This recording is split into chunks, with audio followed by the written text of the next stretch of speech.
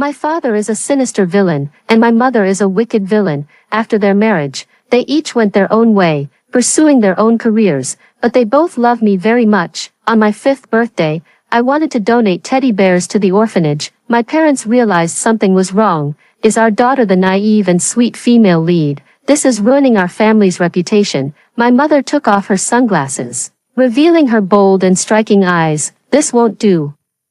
How can the female lead compare to the villain? My father sat in a silver-gray wheelchair, his face gloomy. This is a tragic novel world. The female lead is most likely to have both parents imprisoned. And then, my mother covered my ears, frowning deeply. Then she ended up in a nightclub, had a one-night stand with the male lead, got pregnant and ran away. 3 years later, after returning to the country, she gets slapped hard by the vicious female rival every day.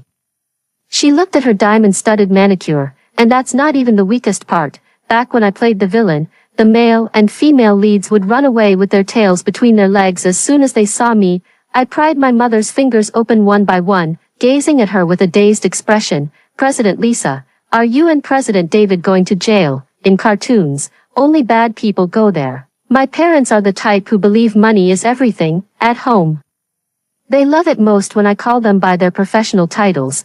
They exchanged a glance. No, Sarah can't be the naive, sweet female lead. Don't take the wrong path.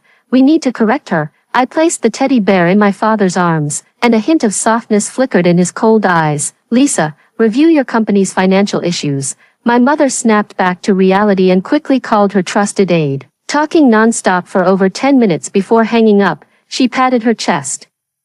If I had been a second late just now, a hidden issue at the company would have blown up. Our daughter is truly a little lucky star. At times like these, we absolutely cannot let our guard down. Our daughter excels in every aspect, morally, intellectually, physically, artistically, and in labor, and she often wants to go to the welfare home. David, our businesses are intricately connected. For our daughter's sake, neither of us can go bankrupt.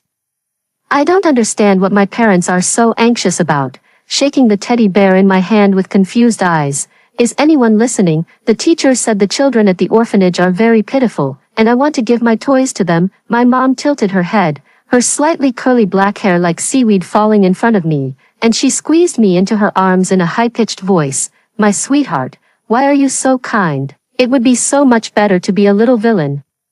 My father sat in his wheelchair, a trace of gloom flickering across his cheeks. His wheelchair automatically moved in front of me. Sarah, remember, besides mom and dad, you can't trust anyone else who is good to you. I stood there in a daze, my voice filled with confusion, but the teacher said there are many good people in the world. I want to be someone who treats others well, so that everyone will like me. My mother let out a frustrated cry. Such nonsense.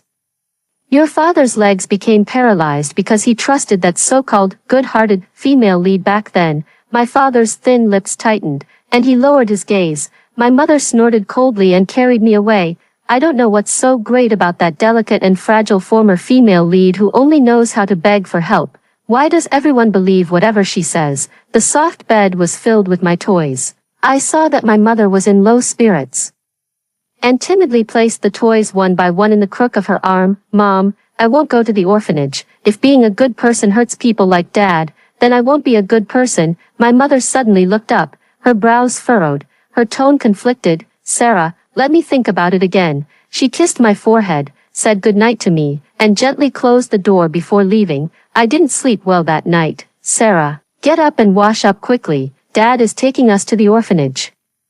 Hearing my mother's less than enthusiastic voice, I jumped out of bed abruptly. 5 minutes, I'll be ready soon. Wearing a small yellow hat and carrying a bulging backpack, I climbed into the back seat of the Rolls-Royce. The scenery along the way was fresh and unfamiliar, and I curiously gazed out the window. Before long, we arrived at our destination. In front of the dilapidated welfare home stood an iron gate. Several bodyguards surrounded our family, with assistants following behind carrying my 2 boxes of unused toys. 2 little girls with dusty faces ran through the crowd and stopped in front of me. You're so beautiful. Can you stay and live here? My mother stepped in front of me, disdainfully pulling the 2 girls away. She walked to my side, clapped her hands, and then crouched down to dust me off. Sarah, if you ever come across a grubby little boy who's been beaten black and blue here, you must not pity him. I glanced at my father. His thin lips were pressed tightly together, and he remained silent. Why, shouldn't I help someone in need? I thought of something, pulled a thick red envelope from my pocket, and held it up. I have money, I can hire a doctor to treat him. My father lowered his gaze, his cold eyes fixed on me for a long time before he slowly spoke. Human hearts are unfathomable. I was stunned and stammered as I asked. This advanced word hasn't been taught by the teacher yet. What does it mean? If you save this kind of grimy yet handsome little boy, he will repay kindness with enmity. When he grows up, he will bully your childhood friend and even restrict your personal freedom, preventing you from seeing your parents. I thought of the gentle neighbor brother next door, then looked at my parents' dazzlingly handsome and beautiful faces, and shook my head vigorously. No, I won't save him. I'd rather die than save him. As the sun set, I distributed the toys I brought to every child in the welfare home. Just as I was about to leave holding my parents' hands, two grubby little kids, a boy and a girl, blocked my path. The little girl shoved the cheap green crystal bracelet from her wrist into my palm. This is my mother's keepsake, and I want to give it to you to be friends with you. I froze in surprise. Dad's wheelchair had already been loaded into the car, and Mom got into the back seat, urging me to hurry home.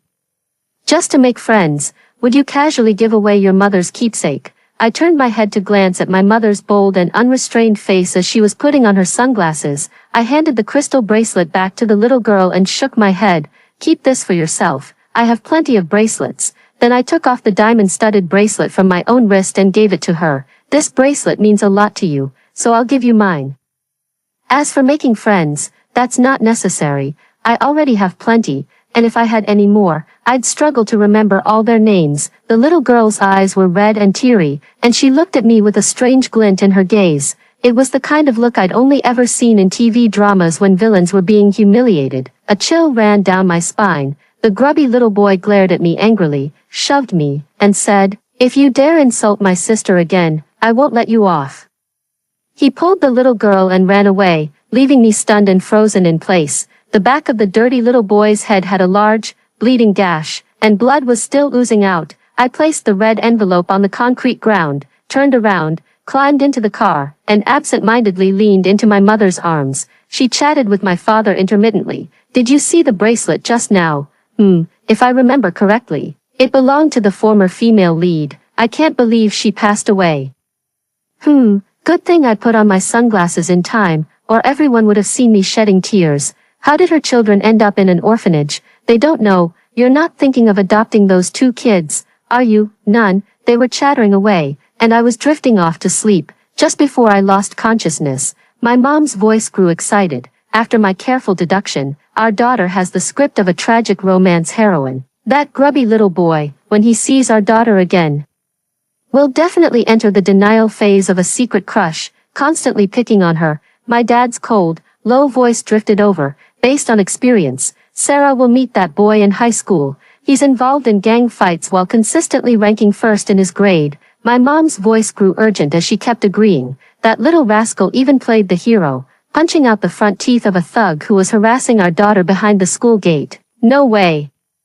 We need to enroll Sarah in Muay Thai and Taekwondo, and she can't skip deadlifts, bench presses, or other fitness training either. My mom's prediction was spot on. Before my sophomore year of high school, I smoothly followed the path of living the life of a top-tier rich, beautiful, and privileged girl. All the changes happened on the first day of my sophomore year of high school. A pair of fraternal twins, a sister and brother, have transferred to our class. The sister is Kathy, and the brother is Charles. Kathy is wearing a necklace around her neck. Charles has a bracelet tied around his wrist. I realized that their necklace and bracelet were made by taking apart the bracelet I gave away when I was a child and restringing them into two new accessories. When Kathy saw me, her eyes lit up slightly. "Can I sit next to you?" Charles frowned. "Sis, don't sit next to her with that kind of princess attitude. I'm still sitting right here. And Charles is already talking about me as if I'm deaf. Yes, I do have a princess temper. You sit next to me, run errands for me, and bring me food. I'll casually spend some money to support you." Provoked by me, Charles threw his single-strap backpack aside, pulled out the chair with a screech, and sat down beside me, his earlobes slightly red. "Sis, you sit in front of me." Kathy looked completely different from the grubby little girl she used to be. Sleek, straight black hair, Slender and fair fingers, it was clear she had been raised with great care. As for Charles, my gaze fell on his powerful arms, covered in scars of varying depths. It was obvious he had been in plenty of fights. My father was right. Charles had secretly been involved in the underworld. When there's nothing to do, I help people fight in underground brawls to earn money and support the family. What are you looking at? Charles's voice was cold and clear. How are your grades? I'm a bit worried. If my dad's prediction is true and Charles is the male lead, then he'll definitely sleep through every class and still end up at the top of the rankings in every exam. For students like us, who listen attentively in class and wear out our 5-year college entrance exam workbooks just to barely maintain a spot in the top 10, this would be an absolute humiliation. Charles raised an eyebrow, unwilling to engage with me. He buried his arms under his head and dozed off. I have a complicated expression on my face. I am the naive and sweet female lead, and he is the restrained and scheming male lead. The development of the story is exactly as my parents predicted. I'm really done for. On Friday, I went home and threw myself into my mother's arms. Mom, how do I become a vicious female supporting character? My mom, holding a glass of milk, walked around the living room and then sat down next to my dad. Mr. Pay. Our daughter wants to transform into a vicious female supporting character. What are your thoughts? I stared at him with sincere and clear eyes. Save the child. The push of fate is too heavy. I'm afraid I can't handle it. In recent years, my father's legs have improved a lot, and he can now barely stand with the help of a cane. I've set up a tech company that researches supernatural phenomena. My mother asked curiously. For example, the plot. Everyone fell silent. My father wanted to defy the will of heaven. He patted me on the shoulder. Sarah, from now on, learn from your mother how to change your persona. Try to play the role of the villainess and make sure the male lead doesn't fall in love with you, making Charles not fall in love with me. Isn't that simple? Kathy has an immune system disorder, and her stomach is more fragile than most people's, so she can't eat the school cafeteria food. Charles cooks for Kathy every day, and at noon. They sit at their desks to eat. As soon as the lunch bell rings, all the students rush out of the classroom. I leisurely sit down next to Kathy's seat. What are you eating? The first rule of being a vicious female supporting character, personally taught to me by my mother. Abandon all decency and embrace a life without boundaries. I leaned so close that my head almost dipped into Kathy's lunchbox. She glanced at Charles for help, then timidly answered me, salad.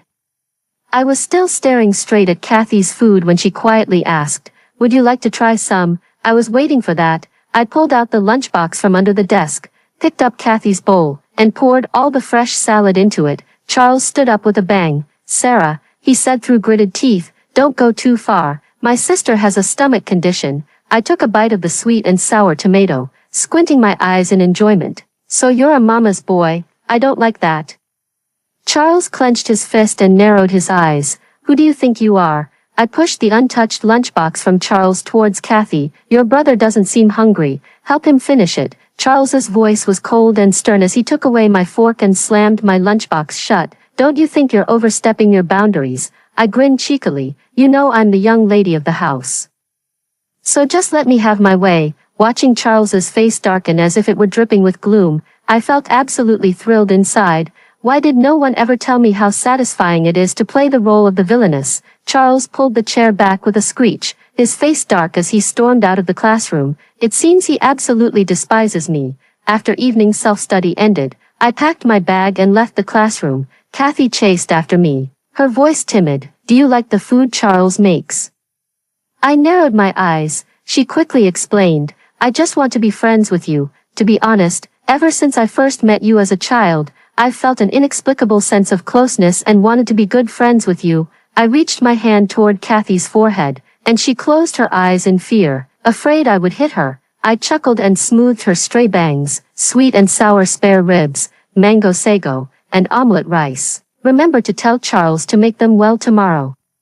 Kathy's eyes curved into crescents as she smiled brightly. Okay, the driver is off today, so I'll take a taxi home myself. A light rain began to fall from the sky. I stood at the end of the alley for over 10 minutes, but the ride-hailing car still hadn't arrived. A van stopped in front of me, and a man with a bulging belly pulled open the door. Hey there, pretty girl, where are you headed? I'll give you a free ride. I glanced at him and took 2 steps back. The person picking me up will be here soon. The man with the big belly moved closer to pull me, while a cleaner in the distance ran over with a broom. If the young lady doesn't want to take the ride, you shouldn't force her. I hid behind the janitor, and the man with the big belly sized me up a few times, then silently climbed into the van and drove away slowly. Thank you, sir. You should call your family to pick you up right away. That man just now was clearly a human trafficker. I've seen that van circling around this area for a long time. I called my dad, and he sent a bodyguard to pick me up. It will take at least another 20 minutes. I walked toward the direction of the study area, and the same van reappeared in my peripheral vision. There was now an additional person in the passenger seat. The van stopped behind me, and both doors opened simultaneously. Cold sweat began to trickle down my back. The cleaner ran over from a distance, shouting loudly as he shielded me in front. The van closed its door again and drove away. My legs went weak, and the cleaner, gripping his broom, pulled me up. Little classmate, let me walk you a stretch to prevent the traffickers from coming after you again. Okay. To get back to the school gate, I had to pass through a long, deep alley. The sour, sweaty smell of summer from the janitor filled my nostrils as he moved closer, his rough hands groping at my waist. Sounds of a fight echoed from within the alley. I was caught in a dilemma. The dim copper light fell on the person being beaten by the group, suppressing the fear in my heart. I continued walking forward. The boy with his hand wrapped in bandages had blood trickling from the corner of his mouth, his sinister gaze meeting mine. Charles, he touched me, my voice trembling. I pointed back at the janitor.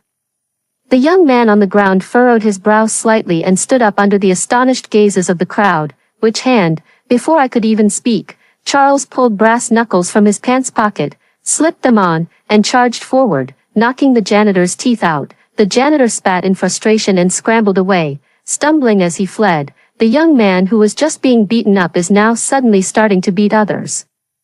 The people in the alley hadn't reacted yet and were still standing there in a daze. Charles walked over and swiftly knocked down those who had just beaten him. He wiped the blood from the corner of his mouth and pulled out his phone. A payment notification popped up on the screen. Charles's voice was cold. Check out. I'm not playing with you anymore. I stood there in a daze, Charles's eyes deep and intense, still not leaving. Charles led me back to the school gate, and after a while, a group of bodyguards appeared, surrounding me in the center as they escorted me into the car. In the rearview mirror, Charles's figure grew smaller, and he suddenly knelt halfway to the ground, collapsing in unbearable pain. Stop the car. Take him to the hospital first. Kathy requested 3 days off for Charles. What's the use of crying? Kathy's eyes were red and swollen, and she had been extremely listless for the past 2 days. Her face pale and ashen, she lay on the desk, blaming herself. It's all because of me. My health is poor, and I need 200,000 for surgery. Charles only fought in that illegal match for my sake.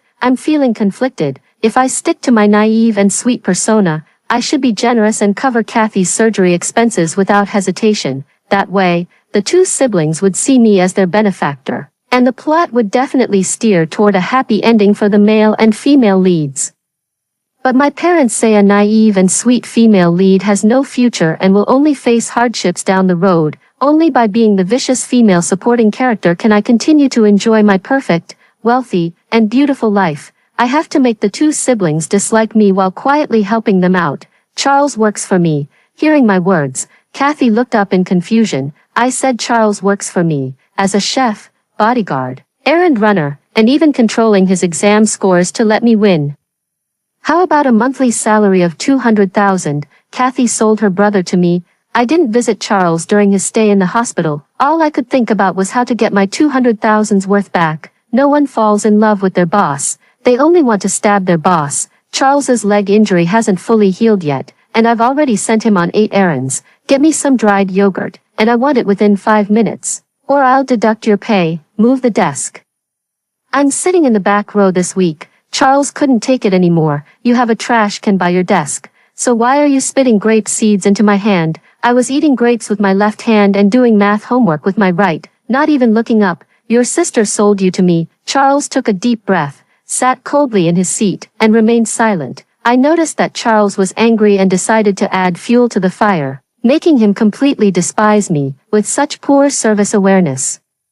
Can't you endure even a little hardship? Charles abruptly stood up and walked out of the classroom. He couldn't stand being with me for even a second. You can't handle this already. Where are you going? Charles halted in his tracks, his shoulder blades rising and falling with heavy breaths, his teeth clenched, throwing grape skins. In the blink of an eye, the college entrance exams were almost here. My mother was deeply worried. According to the cliché script of our generation, the male and female leads are bound to kiss by the time they turn 18. My father adjusted his gold-rimmed glasses. Has there been any suspicious girl around Charles lately? I'm completely stunned. Charles has been my personal slave whenever he's on campus lately. As for off-campus, I'm not too sure. President David, have you made any new discoveries? My father's eyes darkened.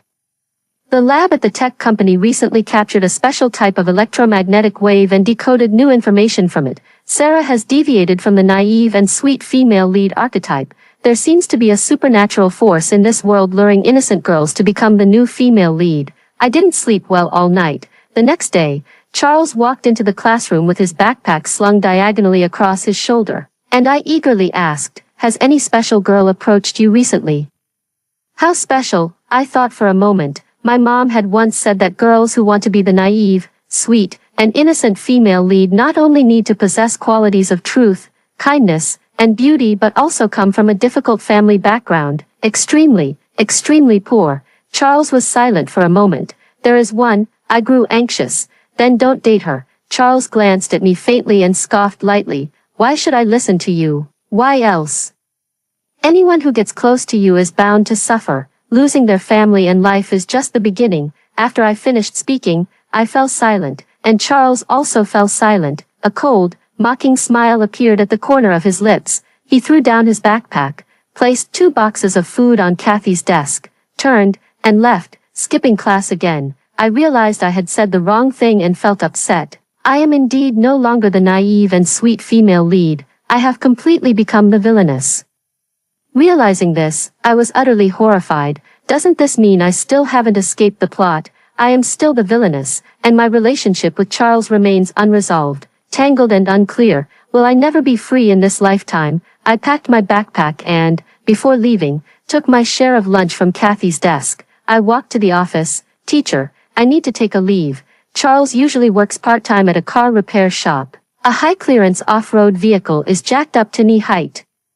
Charles crouches by the side of the car, his nose smudged with dirt, like a wild wolf dog clutching a bone. Wrench. Okay. I was about to hand the wrench to Charles when a girl in a pale yellow dress, holding a lunchbox, jogged over and picked up the wrench faster than I did, handing it to Charles. Who are you?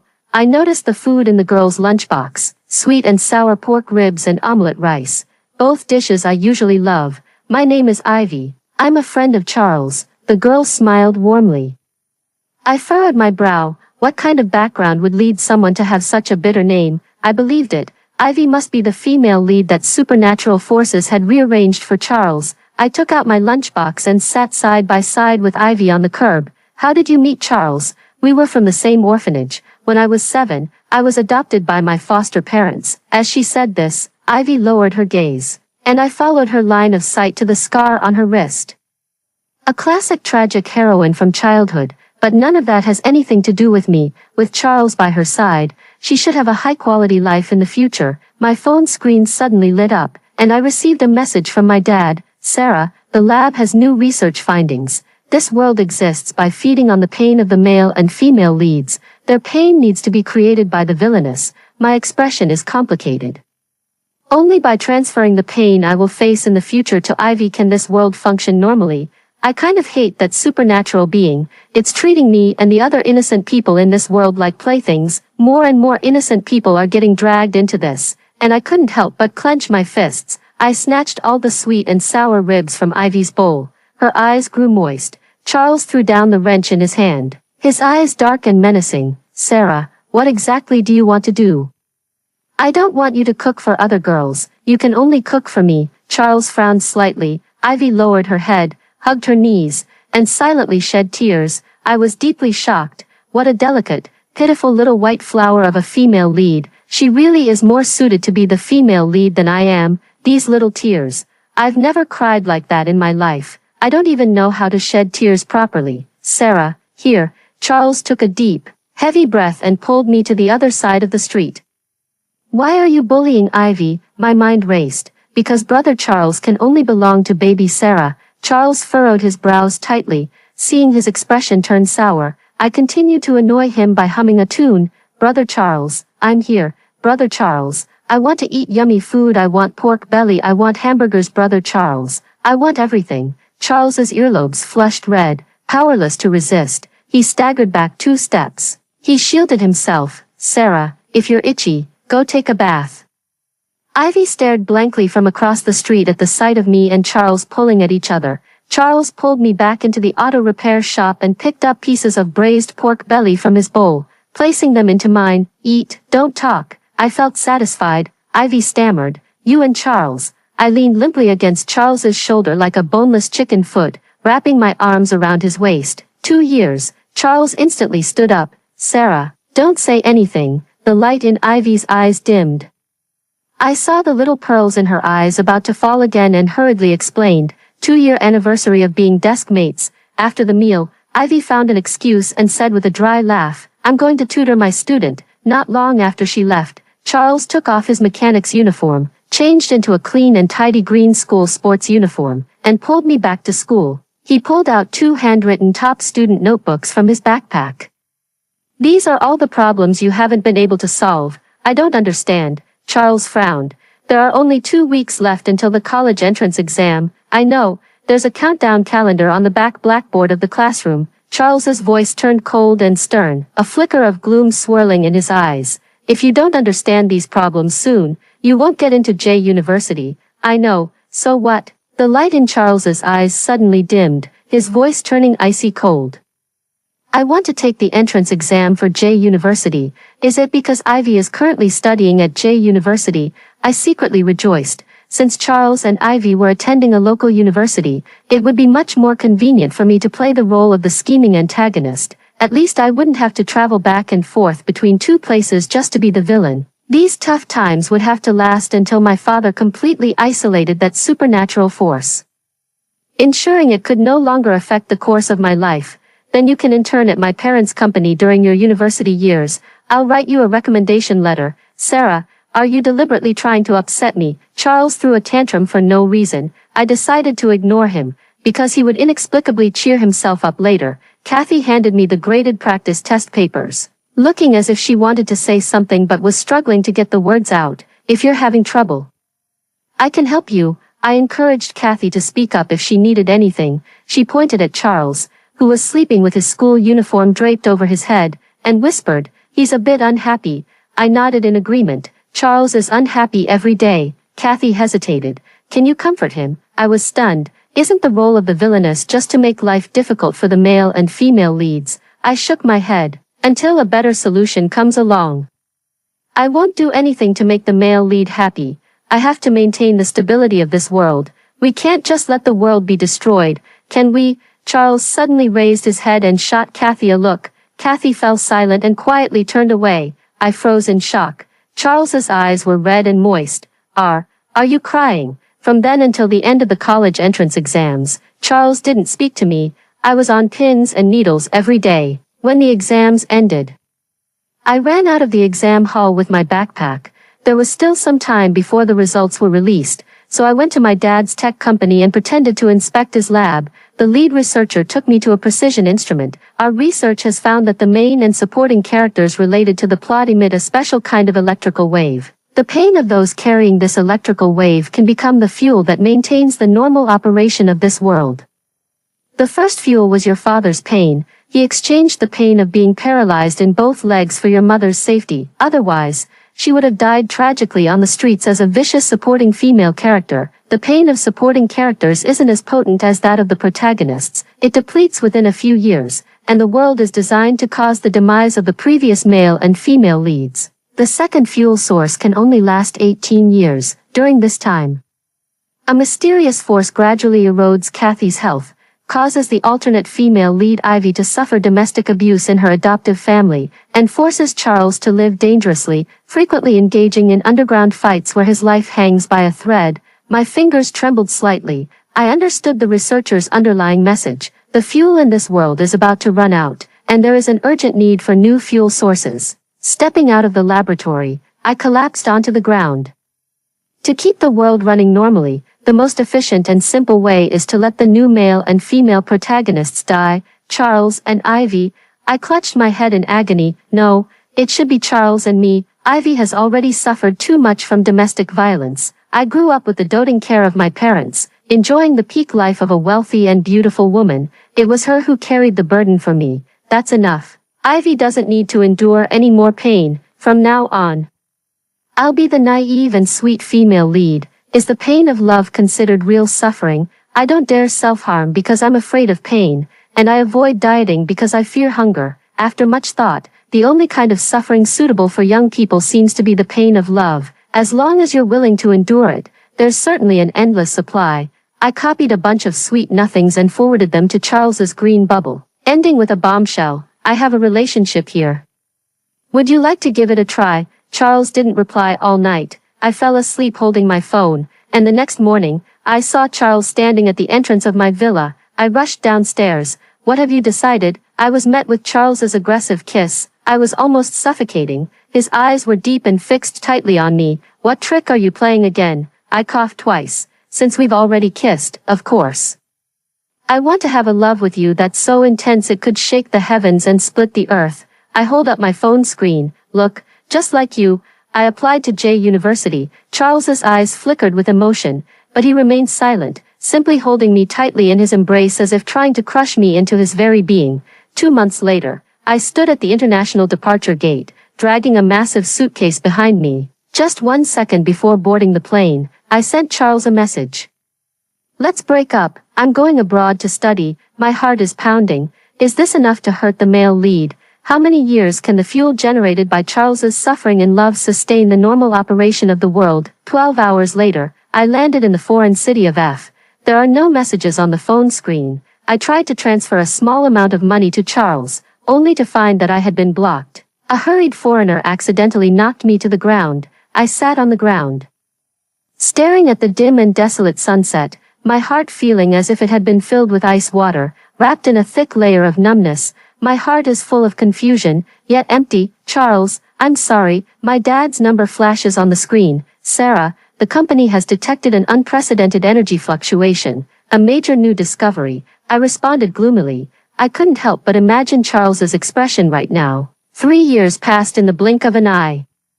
I graduated early by completing all my credits ahead of schedule and returned to my home country. My mom, as usual, was wearing a pair of eye-catching sunglasses and pulled me into a tight hug. Your dad has invested another $70 billion. His tech company has made a major breakthrough.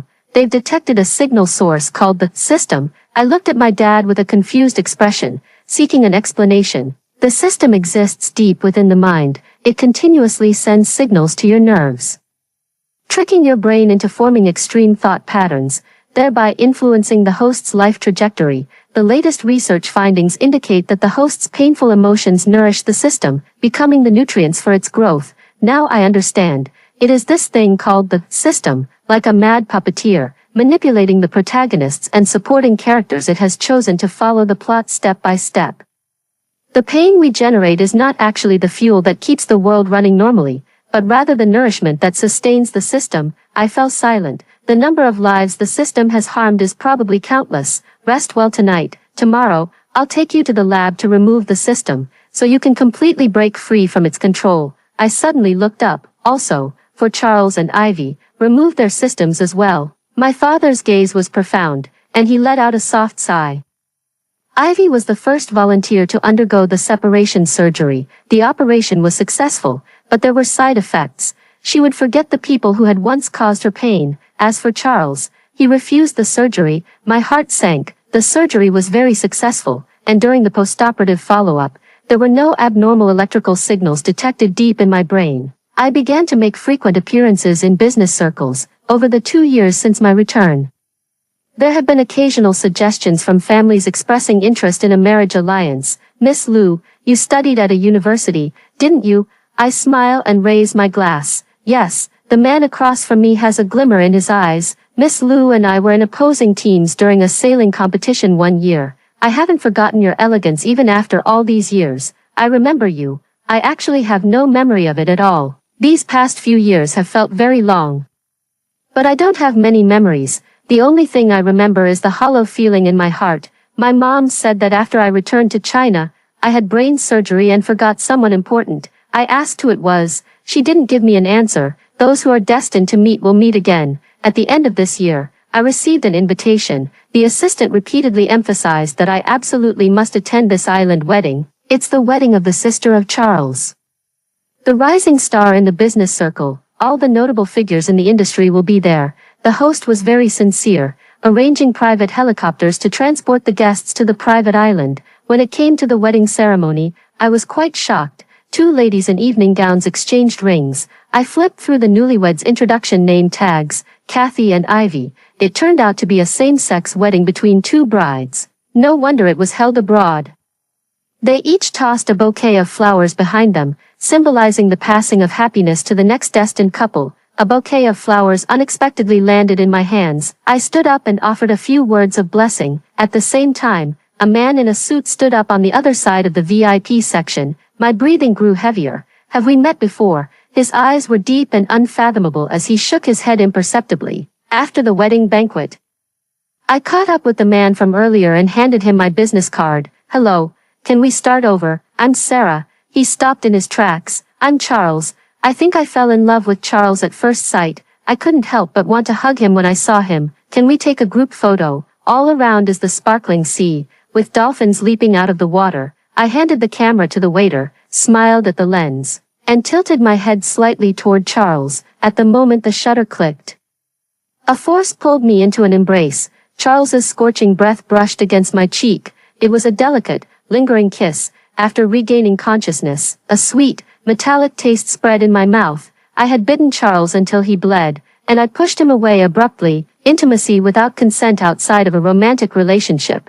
Charles can expect to receive a lawyer's letter. His eyes darkened as he raised an eyebrow and asked, "Do you like me? I was quite fond of you at first sight just now. But now I'm not so sure. I like you, but I wouldn't date you," I blurted out. Charles sneered, repeating my words in a low, menacing voice. "You like me, but you wouldn't date me. You really never change, do you, ex-girlfriend?" My eyes widened slowly. "Don't go, tell me in detail." Charles is quite crazy. Later I learned that among all those controlled by the system, he was the only one who didn't choose to undergo the removal surgery. He held me in his arms. "Losing you is equivalent to death." Charles's tech company and my tech company gradually began collaborating on experimental projects, attempting to use newer methods to separate the system. Initial results have already shown promise. There will come a day when the cost of breaking free from the system's control will no longer be the loss of memory. After hearing the first story above, what are your thoughts? Feel free to share your opinions in the comments section. Next, there is another similar story. Let's continue to see. After learning that the real daughter had been found, out of guilt, I, the fake daughter, added her on WeChat before meeting to show goodwill. "Darling, I'm sorry, I've been enjoying the benefits of your identity for so many years. Darling, according to our parents' arrangements, from today on, I am your family. I really like you, baby. Don't listen to the gossip outside. Everyone in the family loves you, especially me. I love you the most." The day soon arrived when the real heiress was coming home. I followed my adoptive parents, full of anticipation, to welcome her. The next moment, a tall, handsome guy, standing at 185 centimeters, pushed open our front door and said, "Mom, Dad, I'm back." Me, no. How did my sweet, delicate real heiress turn into a man? For the past 20 years since being adopted by the wealthiest couple, the Lincolns, they have always cherished me as if I were their own biological daughter, holding me in their hands, afraid I might fall, holding me in their mouths, afraid I might melt. I grew up surrounded by endless love and affection. However, on the morning of my 20th birthday, a sudden change occurred. I accidentally overheard my adoptive parents whispering to each other. The adoptive mother, usually so elegant, now had tears in her eyes and a hoarse voice. "Are you sure? Is this really our biological child?" The adoptive father could barely contain his excitement. "The paternity test results are right here. He is our child." The adoptive mother sobbed in grief for a while before asking, "Then, when will we bring him back?" The adoptive father comfortingly patted her hand and whispered a promise, "Soon." However, even though we both intend to arrange for the two children, I'm just worried about Doris. My adoptive father's words were left unfinished, but I had already understood his meaning.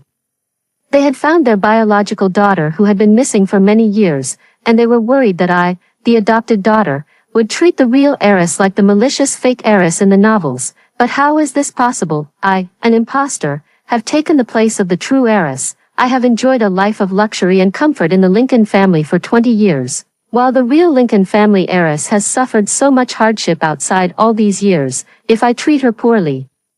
What difference is there between me and an ungrateful wolf? It would be a complete betrayal of the loving care my adoptive parents have given me all these years. So that very night, I took the initiative to confess to them, Mom and Dad, I've heard your entire conversation and plan. You don't need to overthink it. I agree with everything you said. As the words fell, my adoptive father and mother exchanged a stunned look. Then, with a mix of shock and delight, he asked, You heard everything, you agree with all of it? I nodded resolutely, yes. My adoptive father's voice trembled slightly as he cautiously asked again, Doris, are you really not going to think this over? After all, this concerns your lifelong happiness. What is there for me to think about? Isn't it only natural for the real heiress to return to her family? I continued to nod. No need to reconsider. I agree with everything. My adoptive mother, who was standing nearby, finally snapped out of her daze. She changed from her previously troubled demeanor, clutching my hand with immense excitement. That's really wonderful. Mom was worried you wouldn't agree. Oh, my dear child, even if you find your birth mother in the future, you still have to call me Mom. Thinking about it this way is just so wonderful. With that, my adoptive mother took off the jade bracelet from her wrist and slipped it onto my hand. Good child. This was passed down to me by your grandmother back in the day, and now I'm passing it on to you. This bracelet was something my mother treasured deeply. I never show it to others easily, but now she gave it directly to me. From this, it can be seen how much she hopes that I and the real young lady who is about to return home can coexist peacefully. I stared blankly at the crystal-clear bracelet on my wrist. I secretly made up my mind. I must be good to that true daughter. I obtained the contact information of the true daughter under the pretext of building a relationship. The loving smile on my adoptive mother's face was almost uncontrollable. Yes, take this chance to build a good relationship. After all, you two will be spending every day together from now on. I searched for the real heiress's personal profile. Then I discovered that her profile picture was completely black, and she didn't even have a username or a personal signature.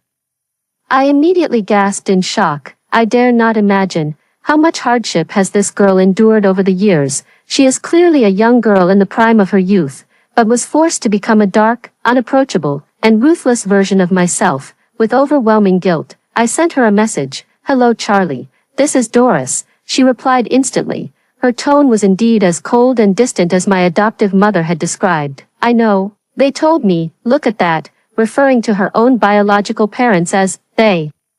You can tell at a glance that she has experienced emotional trauma from her family, so when facing those close to me, I always maintain a vigilant attitude. I truly feel sorry for her. Woo-woo, my dear, it's all my fault. I've been enjoying the privileges that should have been yours for so many years. Charlie, no need to apologize. You were adopted, so there's no such thing as you taking my place. I was taken aback for a moment. Who said that barren land cannot produce vibrant flowers? This delicate girl, who has endured so much suffering, not only holds no resentment but also thoughtfully finds reasons for me. I was so moved I almost shed tears. Baby, you're so kind, baby. From today on I am your family. Don't worry, I will definitely treat you well. Will love you, kiss kiss moi moi. Charlie replied with 6 dots, speechless. After a long pause, another message popped up. Don't call me that. Me, what? Call you what, this time? Charlie was silent for over 10 minutes before replying to me. It's just, baby, me. Why, Charlie, don't you think this kind of address is moving a bit too fast? I immediately retorted. Isn't it normal for me to call you, baby, given our relationship? How is that too fast, baby? You need to get used to it quickly, because I'll be calling you that from now on. I'll be calling you that for a lifetime. Charlie is speechless. Charlie, actually, I'm still considering what they said. So you don't need to be in such a hurry. Considering what? Considering whether to go home. It seems she still has her guard up against this family and me. I anxiously reassured her. Don't overthink it, and don't listen to the gossip outside. Everyone in the family loves you. especially me. I love you the most, the most, the most. After these two messages were sent, Charlie kept seeing the typing indicator. 1 minute, 2 minutes, 3 minutes. After a full 15 minutes had passed, Charlie finally sent a somewhat doubtful message. Have you ever seen me before? So that's what you were worried about. Although I haven't met her, but this feeling of guilt and the desire to make amends and protect her are both genuine. But to avoid her overthinking, I decided to tell a white lie. Of course, Mom showed me your photo. The moment I saw you, I felt that you must be an especially wonderful person. Have you heard of the term love at first sight? That's exactly how I felt about you. I swear, I genuinely like you, Charlie. Do you really like me? Me, of course, Charlie. Ahem. Oh, suit yourself. It doesn't affect me anyway. Alright, I won't chat anymore. I still have soup simmering on the stove, so I need to go tend to the pot. Goodbye. He was speaking incoherently. I was completely confused by what I heard, yet he accurately grasped a key piece of information. Charlie actually has to cook for the whole family. A surge of inexplicable anger instantly flared up in my heart. I exploded on the spot. The next day, I frantically ordered 18 super luxurious takeout deliveries to Jiangxi's current residence. I also paid extra to have our family's housekeeper, Kathy, go and help Charlie clean the house. A few extra bodyguards were also arranged to protect her. And then, I was right there in the pile of old clothes Kathy had gathered. I found a pair of men's boxer briefs. I was so angry I almost laughed.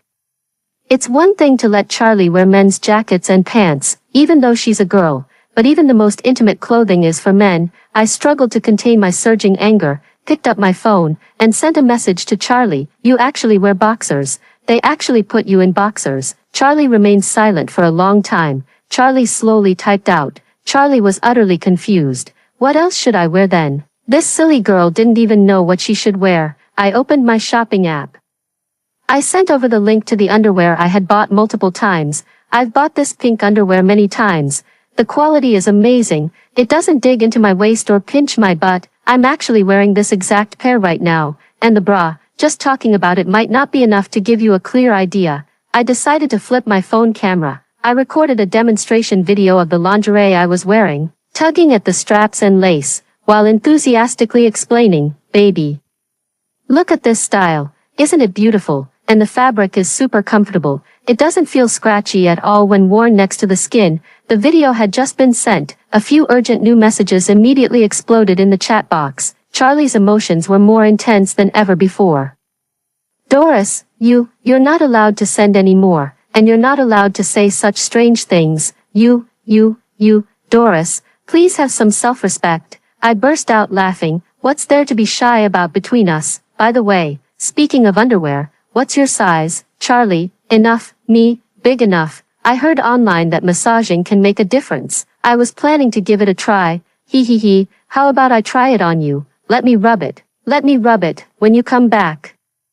Let me rub it and see if there's any change. Charlie, shut up. I clicked my tongue and shook my head. Why are you so stingy? With the kind of relationship we have, what's the harm in taking a look? Charlie has completely stopped replying to me. After waiting for a few minutes, I asked Kathy with some concern. Kathy, where is Charlie? Kathy, just now, with a flushed face, you threw down your phone and hurried into the bathroom to take a shower. What's wrong, Doris? It's nothing.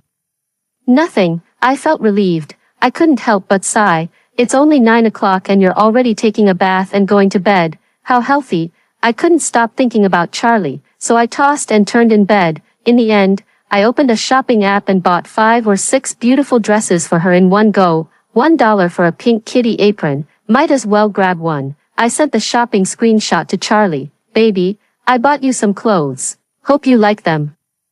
The courier will deliver the package tomorrow, so you can wear the clothes I bought for you on the day you get home. I'm so looking forward to it. Charlie started typing non-stop again, not sure if his keyboard is too hot to handle or if his phone isn't working properly. I typed for a long time. Finally, I sent out a message. An apron. There was indeed an apron in the order. Me, yes, it's an apron. Cute, right? Charlie is speechless. Charlie, no, absolutely not. Don't even think about it. Charlie refused without any hesitation. I was stunned for 2 seconds, but quickly snapped out of it. Poor Charlie must have never worn a pretty dress before. Suddenly seeing so many beautiful clothes must have felt overwhelming, so the first reaction was to refuse me, but to me, who had taken over her identity, these beautiful clothes were nothing out of the ordinary. I began to feel guilty again, and that guilt only strengthened my resolve to be good to her. Charlie. My dear, is it that you don't like the color, or is the size wrong? Just tell me, and I'll exchange it for you right away. I'm sorry, but this is my first time buying for someone, so I don't have much experience. But baby, you have to believe me, I'm sincere. I truly like you and genuinely want to be good to you. Just tell me what you like, and we can still change it now. So you've only bought it for me. Charlie suddenly interrupted me, and his focus was oddly specific. I don't understand but nod truthfully. Yes. The other end of the screen falls silent for a moment. After a long while, only then does a message come through, as if spoken with great determination. I promise you. Immediately after, he quickly added another message, his tone carrying an indescribable embarrassment. But you can only wear it underneath. Seeing her say this, I immediately broke into a smile. Great. The fact that you're willing to wear it is the first step toward victory. Charlie's reply carried a hint of caution and disbelief. That's not enough. There's a next step. Me, of course. This is just the beginning. I'll buy you even more styles of clothes. Charlie's world seemed to collapse. More styles? No, really no, Doris. That's enough. I absolutely cannot. I didn't have time to see what he was saying. I just sent him all my heartfelt thoughts. I just read in a book that love is often felt as a sense of inadequacy. So I always want to buy you many things and try my best to be good to you, probably because I love you so much. Do you believe now that I truly love you? After sharing this reflection, I remembered that he seemed to have something to say earlier. Oh, by the way, what were you going to say earlier? Go on, continue. Charlie was speechless. Charlie, thank you for buying me clothes. I smiled. No need to be so polite. We're all family. Charlie paused for 2 seconds. Are you really that eager to become family with me? Me, yes, I'm really looking forward to it. I even dream about you. What about you? Are you also looking forward to becoming family with me? Charlie isn't replying again, but Kathy reached out to me proactively. Miss, Charlie's face was as red as a monkey's bottom just now. I've been here for so long, but this is the first time I've seen him so flustered. It's really rare. I wanted to ask a few more questions. Charlie replied to me, just a little bit. He paused. She feigned calm and emphasized it again. Only a little bit that could disappear at any moment, a little bit that might vanish the very next second. She's so adorable. I hugged my phone and rolled over on the bed, then replied to her with a drawn-out voice message. Okay, got it, baby, love you, mwah kisses. After sending the message, Kathy replied to me before Charlie did. Doris, something terrible has happened. Charlie has a nosebleed. You can't even imagine how terrifying it was to see him sitting there expressionless, listening to his phone while his nose was bleeding. All right, I'll make him loofah soup tomorrow. I was speechless. 3 days later, after Charlie signed for the package, he took a picture and sent it to me right away. In the photo, a slender, fair, and beautifully defined hand inadvertently appeared on camera. Charlie's hand is truly beautiful. It looks like it should be about 2 sizes larger than mine. Her nails are neatly trimmed and clean. She must be someone who takes great care of herself. Just thinking about how she will eventually take over the family business when she returns home, battling wits with those difficult shareholders. Then use these beautiful hands to hold up a shelter from the wind and rain for me. My heart swells with immense excitement. I couldn't help but excitedly message her, Charlie baby. Your hands are so beautiful. My happiness in the future will depend on them. Charlie replied instantly, Doris, you're a girl. You can't say things like that. You can't talk like that. I shook my head. Charlie doesn't know yet. Those shareholders are really old and difficult to deal with. Ever since they found out I was adopted, they've looked down on me even more. I've long been fed up with these days and can't wait for Charlie to come back and take over the company. I recall this. I simply started throwing a tantrum with Charlie. No matter what, when you come back, this will be your duty. You must fulfill your duty. Hurry up and agree. Aren't we family? Hurry up and say yes. Charlie is speechless. Charlie, we'll talk about it then. Me? No. Please hurry up and agree. I sent 5 or 6 cute crying emojis in a row. Charlie hesitated for a while, wanting to say something but holding back. Clearly, He mistook the emojis for me, so he gritted his teeth and said, "You, don't cry, I promise you, I promise you, okay." I laughed out loud right away, using the same old trick and sending a voice message to whine at her. "I love you so much, baby, moi." Charlie was speechless, according to Kathy. Charlie suddenly had a whim these past couple of days and bought a bunch of hand creams, and even booked a hand care appointment. Based on Kathy's description, Charlie often wears a tense expression, solemnly opens various bottles and jars, and finally carefully applies the creams. That scene was simply unimaginably eerie. I quickly asked her nervously, "Charlie, did you hurt your hand?" Kathy said, "You've been very focused on hand care lately." Charlie, no. Then why? Charlie hesitated. Yes.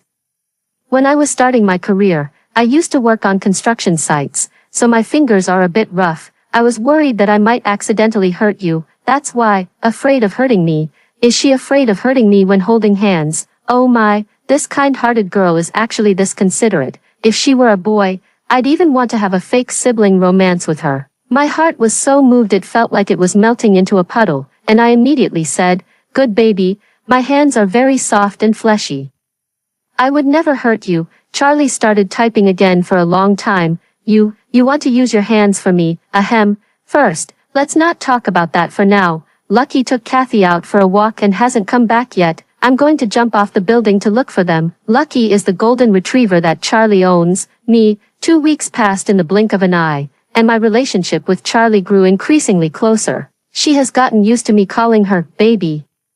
If I don't call her that one day, she'll secretly sulk. Last week, when she returned from a business trip, she brought me a gift and had Kathy deliver it to me, and she sent me a meaningful message. "This is the first time I've bought a gift for a girl. Can you understand that?" Seeing her say this, my eyes instantly filled with tears. I understand. Of course I understand. How could I not understand? I understood immediately. Isn't she implying that she never had any friends before, this poor, lonely soul? It was evening. My adoptive parents came specifically to have a heart-to-heart talk with me. My adoptive mother gently held my hand and asked in a loving tone, "Doris, how have you been getting along with Charlie these past few days?"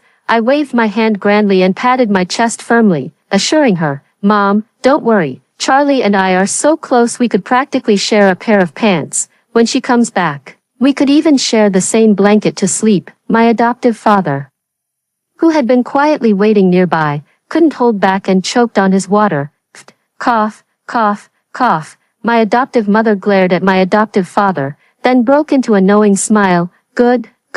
As long as you two get along well, Mom and Dad can rest easy. But there's no need to rush, Doris. We should still follow the proper procedures. Mom and Dad will never let you suffer even the slightest disadvantage, even though their biological daughter is about to return.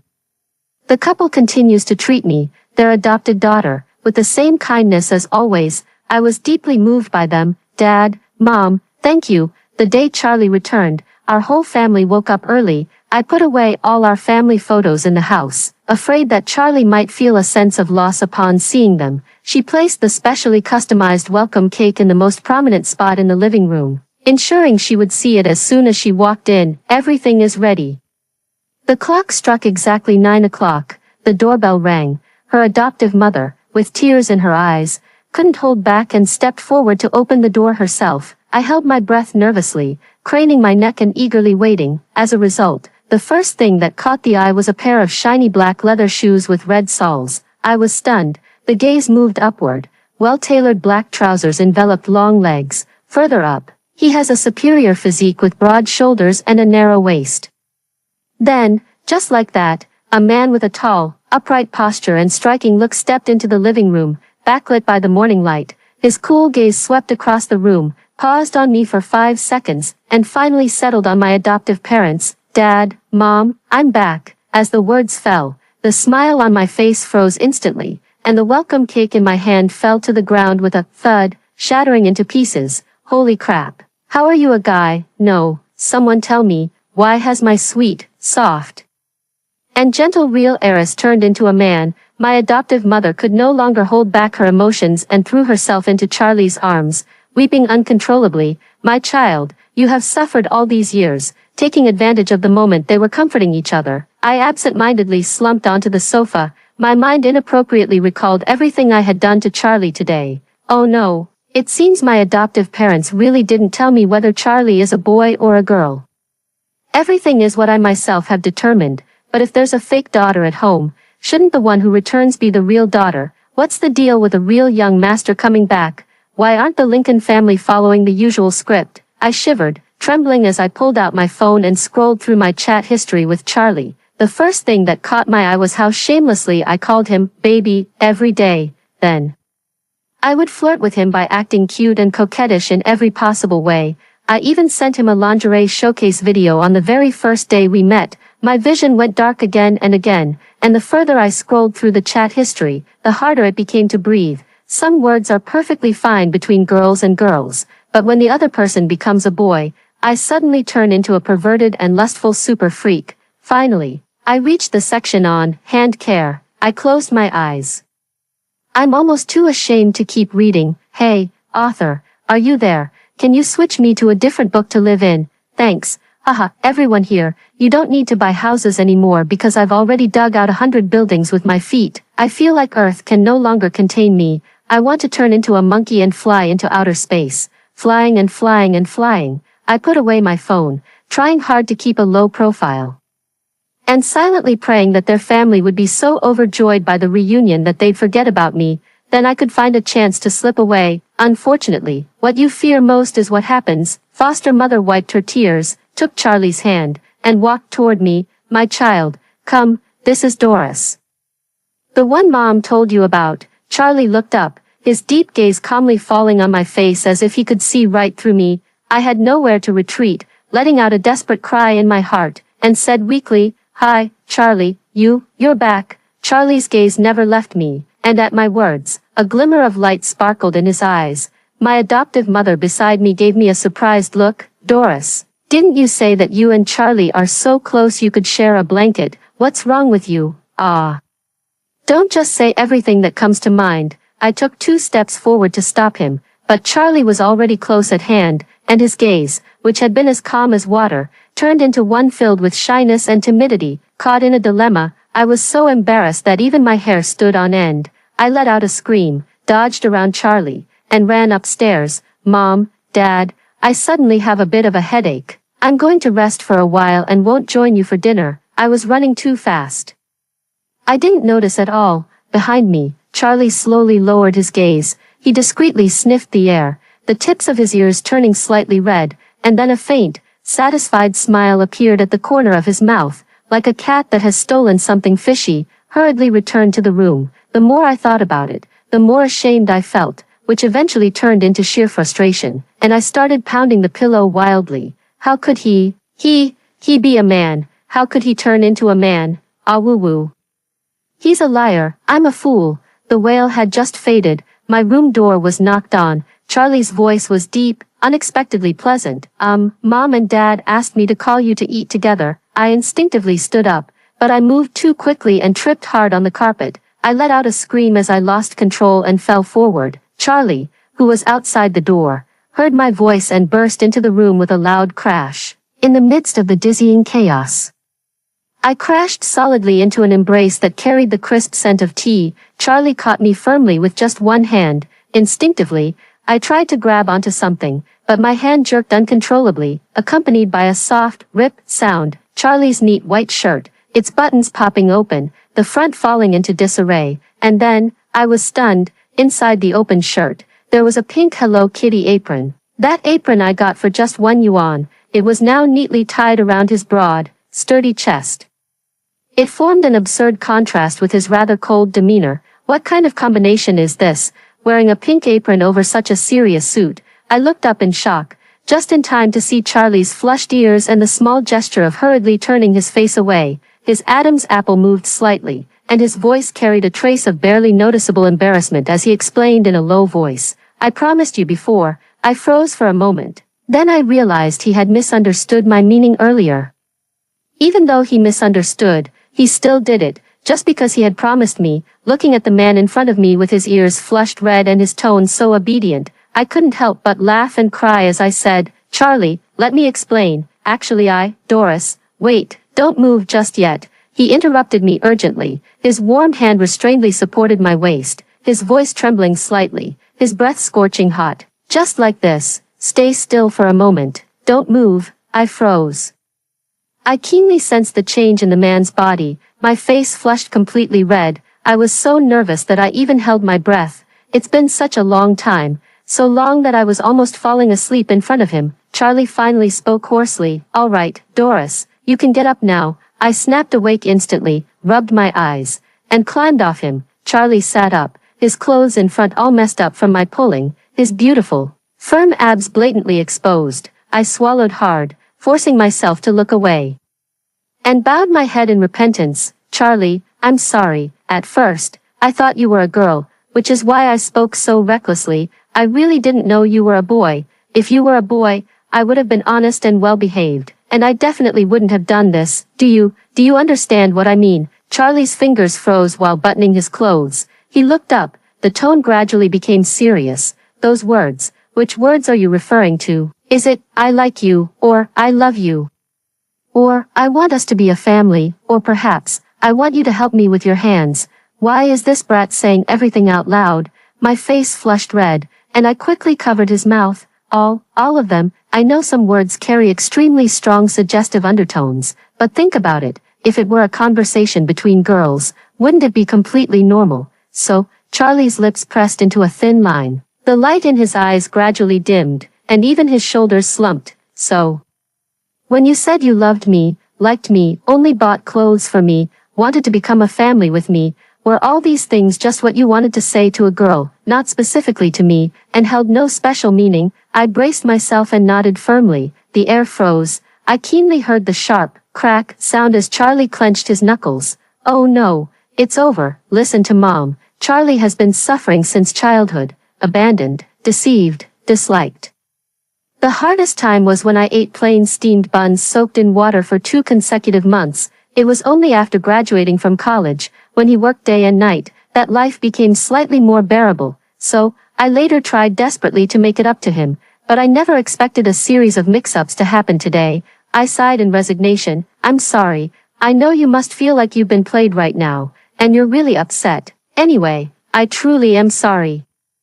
I'll quickly find a way to make it up to you. As for those things I said, just pretend I never said them. At this point, I thought of those explicit chat records again and couldn't bear to stay any longer. He stood up abruptly and ran out, while everyone was busy in the kitchen preparing the welcome dinner. I quietly opened the side door and slipped out, just thinking about the meticulous care the Lincolns had given me over the past 20 years.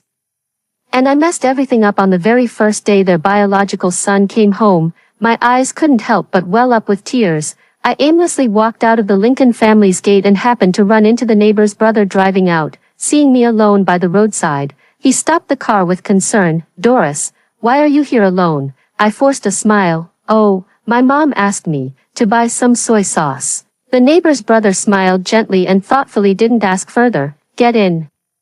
I'll give you a ride. I knew it was hard to get a taxi nearby, so after a moment's hesitation, I didn't refuse and bent down to open the car door. Meanwhile, behind us, unnoticed, Charlie stood by the balcony, quietly watching the scene. He watched the car slowly drive away, his eyes darkening as he silently clenched his fist.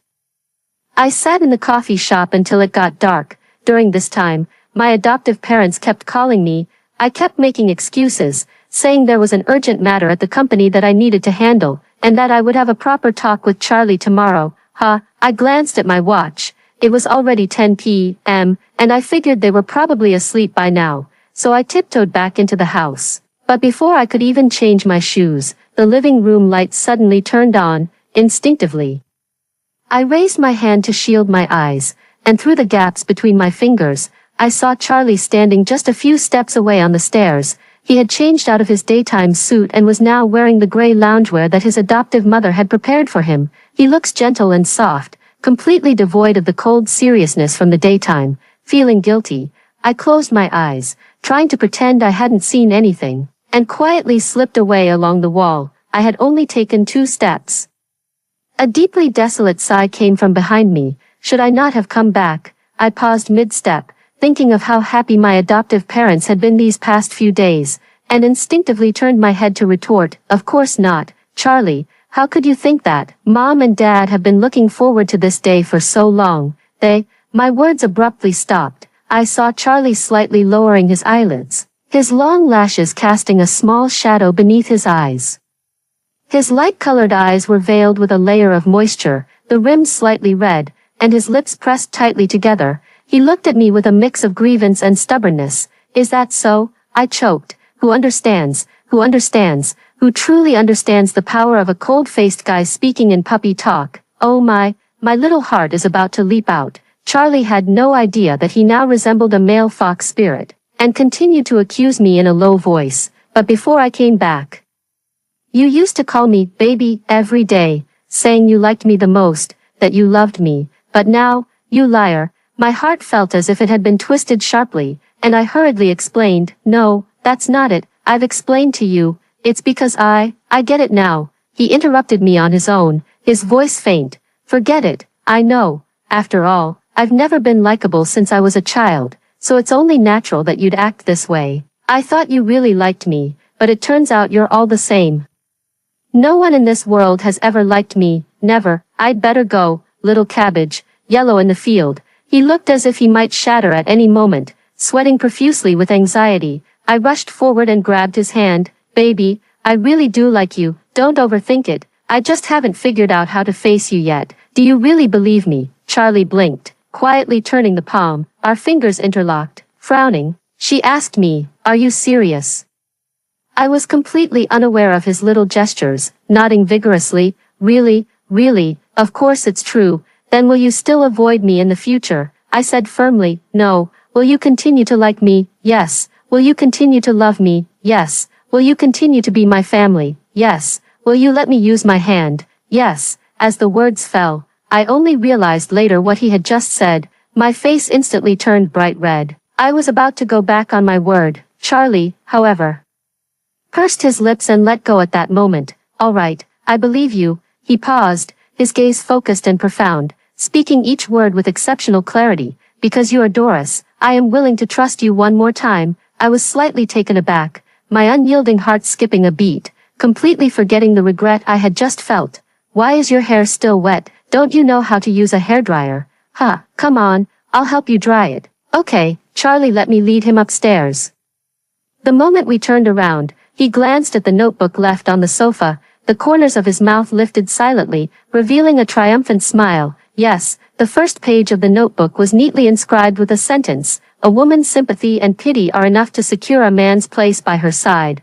Well, the vast community of netizens truly didn't deceive him. He'd learn from them again next time. Over the next month or so of getting to know each other, I found that Charlie is truly a gentle, sensible, understanding, and helpful child who always helps me solve my troubles. The most important thing is, his eyes can speak. Whenever those sparkling, beautiful eyes gaze at me, I no longer want to pursue any issues. For example, yesterday, I was in a hurry to go out and ended up taking a ride with the neighbor's brother again. Who would have thought that by the next evening, the neighbor's brother's wailing echoed throughout the entire neighborhood, his voice hoarse from crying. Who slashed my car tires? Do you have any idea how expensive they are? Damn it, why would anyone slash my tires? I froze for a moment, and as if guided by some unseen force, I looked at Charlie.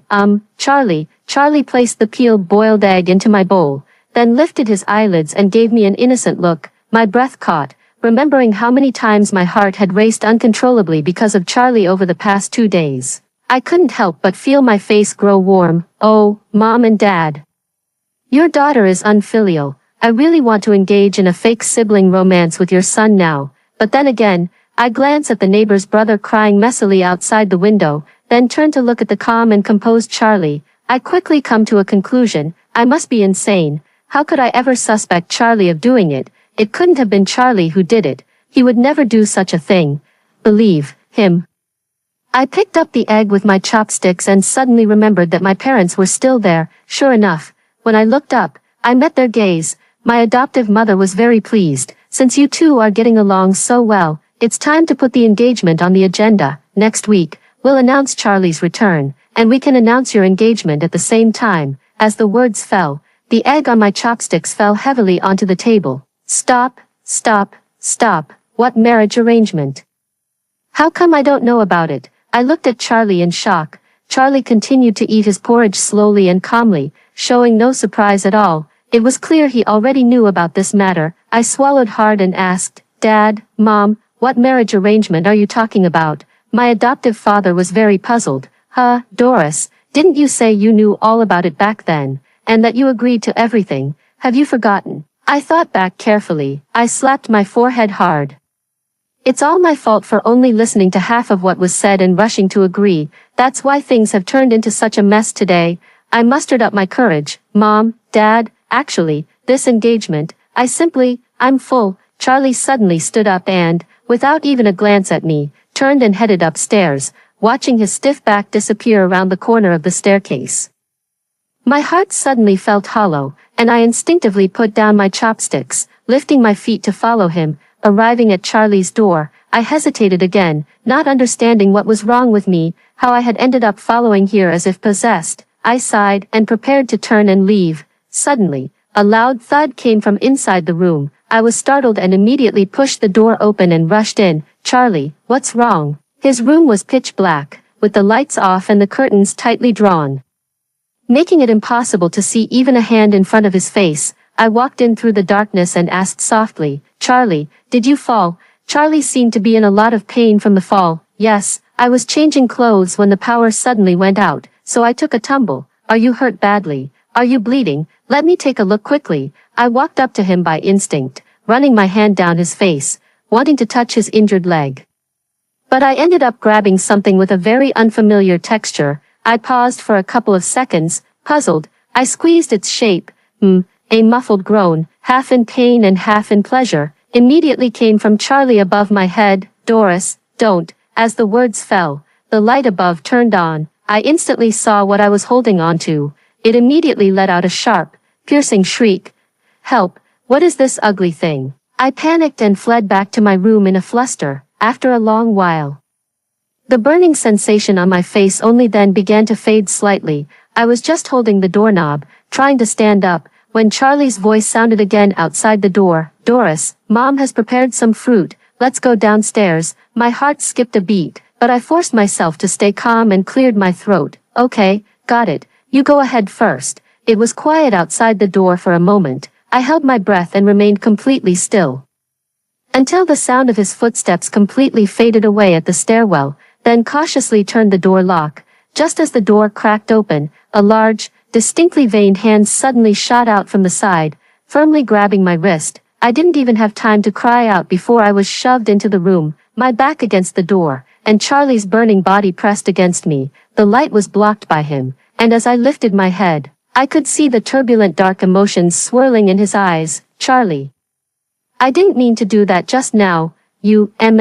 Before I could finish speaking, Charlie's kiss came down on me. At first, it was just a touch of the lips, then the tongue followed, slipping in. The moment our tongues touched, I shuddered, crumpling his clothes in my grasp. Time passed minute by minute, in a dazed and confused state of mind. All I could hear was our rapid, hurried breaths and the chaotic rhythm of our heartbeats, and a single sentence from Charlie, I really like you, baby. The day it was announced that Charlie was coming home and that we were both engaged, it also happened to be his birthday. After dealing with the guests who came to congratulate us, I pulled Charlie to the corner to blow out the candles and managed to snag a chance to make a wish. Charlie poked my cheek and asked, "What did you wish for? Can I know?" I glared at him and said, "If you say it out loud, it won't come true." Charlie thought for 2 seconds and replied, "If you don't say it, I won't know. And that's why it won't come true." I hummed softly, all right. I clasped my hands together again, whispering softly, "My wish is to wake up naturally every day." I turned my head to look at Charlie. "Then what about you, Charlie? What is your wish?" Charlie said seriously, "To wake up naturally." My brain froze for 2 seconds, realizing what he meant. I immediately let out a sharp scream. "Charlie, you shameless pervert." After hearing the 2 stories above, what are your thoughts? Feel free to share your opinions in the comments section. Looking forward to hearing from you. If you liked this story, don't forget to like it, share it, and subscribe to my channel. See you next time.